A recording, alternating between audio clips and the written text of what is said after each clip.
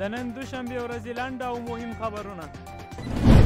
د افغانستان اسلامي امارت رئیس الوزرا ملا محمد حسن اخوند د پاکستان د جمعیت علماء اسلام ګوند له مشر مولانا فضل الرحمن سره په کتنه کې افغانستان او پاکستان د زیات مشترکاتو لرلو له کبله نه بیلیدونکي هیوادونه یاد کړي او د دواړو هیوادونو ترمنځ یې د ستونزې په هواري او له منځه وړلو کې د عالمانو رول مهم او مثبت بللی. قانون او پټرولیم وزیر شیخ شهاب الدین دلاور د ملي پراختیا شرکت له رئیس عبدالرحمن عطاوش سره په لیدنه کې د شمال د ډبرو سکرو د رویالټي د کورونو او ځمکې د کرایې په ورکولو ټینګار کړ.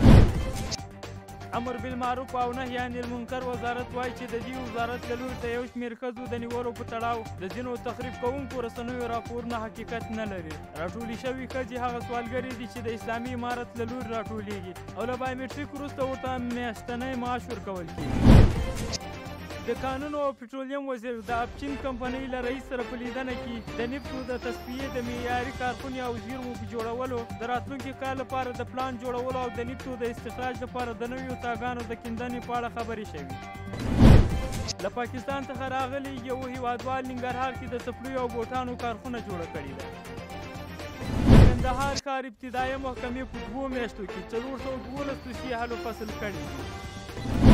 د کلیو د بیا رغونې او پراختیا ریاست په همغږۍ د نړیوال خوراکي پروګرام یا WFP په مالي مرسته د سمنګان ولایت په مرکز ایبک کې 990 اړمنو کورنیو سره د خوراکي توکو مرسته ترسره شوه.